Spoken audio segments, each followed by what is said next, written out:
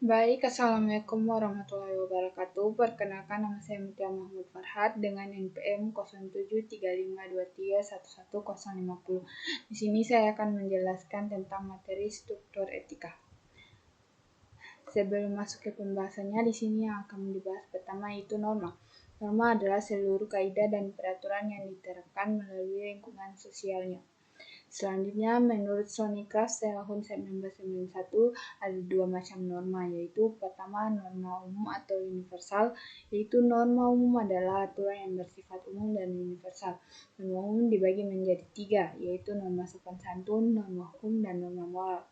Selanjutnya yang kedua yaitu norma khusus. Norma khusus di sini adalah norma yang aturannya adalah norma khusus adalah aturan yang berlaku dalam bidang kegiatan tertentu atau khusus. Contohnya aturan olahraga, aturan perkuliahan, dan lain-lain. Selanjutnya, berdasarkan nilai dan norma yang terkandung di dalamnya, maka etika dapat dikelompokkan menjadi dua. Pertama yaitu etika deskriptif dan etika normatif. Etika deskriptif sendiri merupakan macam-macam etika yang akan berupaya untuk membidik secara kritis dan rasional tingkah laku dan perilaku manusia serta apa yang dicari oleh manusia dalam kehidupan sebagai sesuatu yang dianggap mempunyai nilai-nilai untuk diterapkan dalam kehidupan. Selanjutnya etika normatif. Etika normatif sendiri merupakan jenis etika yang berusaha menetapkan berbagai tingkah laku dan pola perilaku baik yang seharusnya dimiliki oleh manusia dalam kehidupan sebagai sesuatu yang mempunyai nilai moral untuk dianggap dalam suatu kelompok masyarakat. Selanjutnya, dari nilai dan norma yang terkandung di dalamnya, maka terdapat sanksi atas pelanggaran etika tersebut. Sanksi yang ditimbulkan pertama yaitu sanksi sosial dan sanksi hukum. Sanksi yang mungkin sering kita kenal yaitu sanksi hukum. Sanksi hukum sendiri adalah hukuman yang dijatuhkan pada seseorang yang melanggar hukum, merupakan bentuk perwujudan yang paling jelas dari kekuasaan negara dalam pelaksanaan kewajibannya untuk memaksakan ditaatinya hukum, serta dijatuhkannya kepada seseorang yang telah melanggar ketentuan hukum pidana maupun hukum perdata. Selain sanksi hukum juga terdapat sanksi sosial. Sanksi ini adalah satu dari beberapa sanksi untuk seseorang yang berbuat kesalahan, atau selain sanksi yang bersifat administratif seperti sanksi hukum pidana atau perdata. Sanksi sosial ini tidak berupa tulisan hitam di atas putih dan seringkali bersifat implisit. Selanjutnya, struktur etika. Struktur etika di sini pertama yaitu etika. Lalu etika dibagi menjadi dua yaitu etika hukum dan etika khusus. Sedangkan etika khusus dibagi lagi menjadi dua yaitu etika individual dan etika sosial. Di dalam etika sosial dibagi menjadi beberapa yaitu sikap terhadap sesama, sikap etika keluarga, dan etika profesi yang sedang kami pelajari sendiri. Di dalam etika profesi ini dibagi menjadi beberapa profesi, misalnya profesi di bidang biomedis, hukum, bisnis, atau teknik informasi sebagai program studi yang kami ambil atau lain-lain. Selanjutnya etika sosial juga dibagi menjadi etika politik dan lingkungan hidup.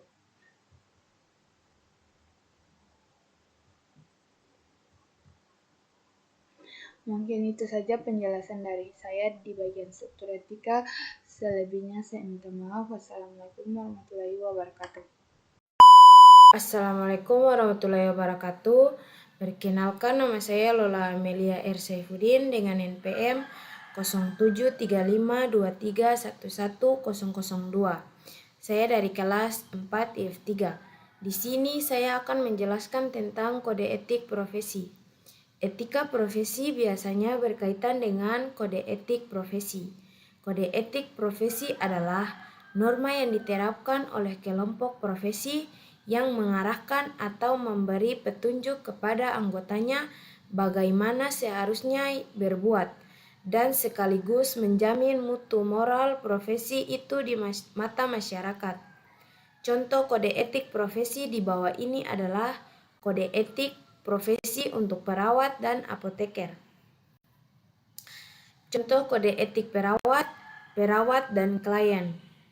Yang pertama di sini yaitu perawat dalam memberikan pelayanan keperawatan, harkat dan martabat manusia, keunikan klien, dan tidak terpengaruh oleh pertimbangan kebangsaan, kesukuan, warna umur, jenis kelamin, aliran politik, dan agama yang dianut, kedudukan sosial.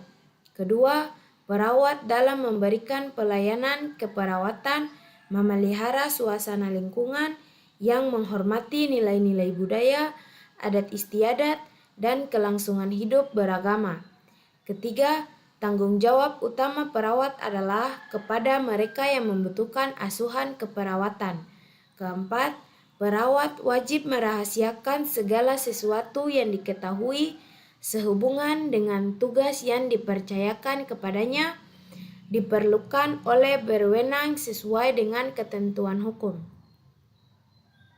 Kode etik seorang profesi, kewajiban umum, pasal 1, seorang apoteker harus menjunjung tinggi, menghayati, dan mengamalkan sumpah atau janji apoteker. Pasal 2, seorang apoteker harus berusaha secara sungguh-sungguh menghayati dan mengamalkan kode etik apoteker Indonesia.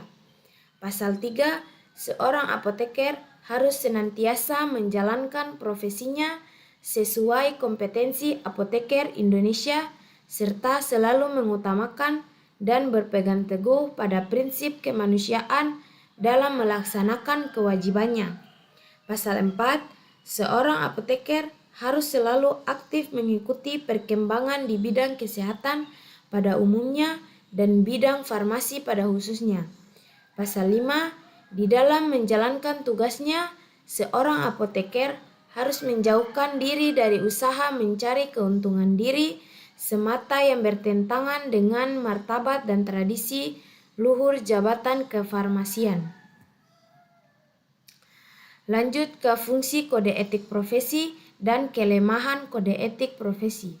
Fungsi kode etik profesi yang pertama di sini yaitu sebagai sarana kontrol sosial, kedua, sebagai pencegah campur tangan pihak lain, ketiga, sebagai pencegah kesalahpahaman dan konflik.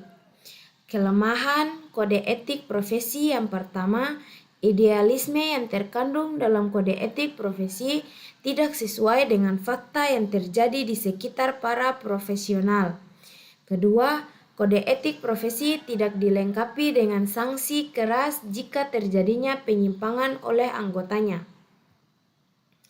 Lanjut pada prinsip dasar dalam etika profesi. Pertama, prinsip standar teknis. Kedua, prinsip kompetensi. Ketiga, prinsip tanggung jawab profesi. Keempat, prinsip integritas. Kelima, prinsip kepentingan publik. Keenam, prinsip objektivitas. Ketujuh, prinsip kerahasiaan. Kedelapan, prinsip perilaku profesional. Oke, itu saja yang bisa saya sampaikan tentang kode etik profesi. Kurang dan lebihnya saya mohon maaf. Wassalamualaikum warahmatullahi wabarakatuh.